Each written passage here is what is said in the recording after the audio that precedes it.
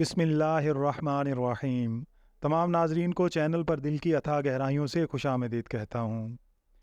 ناظرین اکرام، ایک دفعہ کا ذکر ہے کہ پنجاب قحط سالی میں مبتلا ہو گیا، جس کے اثرات سے لاہور اور گرد و نواح کے باسی بھی محفوظ نہ رہ سکے۔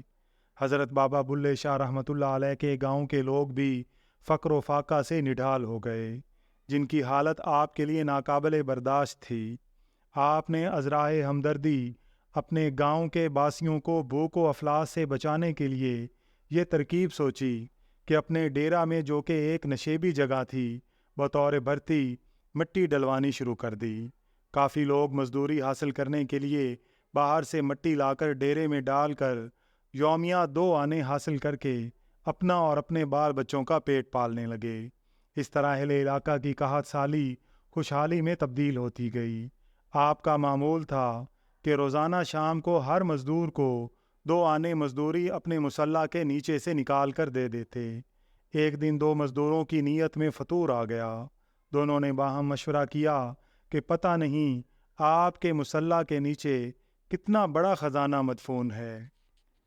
ہر روز اتنی بڑی رقم مزدوروں میں تقسیم کرتے ہیں، مگر ختم ہونے کا نام نہیں۔ کیوں نہ آج ہی رات کو یہ مسلح والا خزانہ نکال کر داد عیش کی جائے۔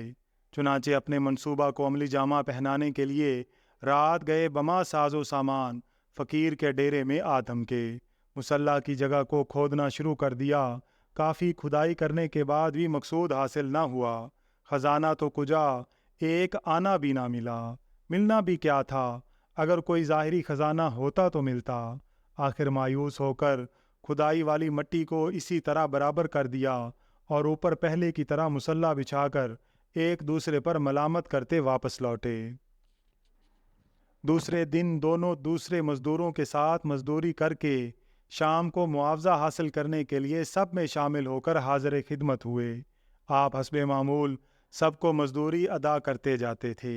جب ان کی باری آئی تو آپ نے فرمایا، ٹھہریے، تمہیں سب سے آخر میں مزدوری ملے گی۔ اب دونوں فکر مند ہو کر ایک دوسرے کا منہ تکنے لگے۔ اشاروں میں باتیں ہونے لگی۔ رنگ پیلا پڑ رہا تھا کہ دیکھیے اب کیا بنتا ہے۔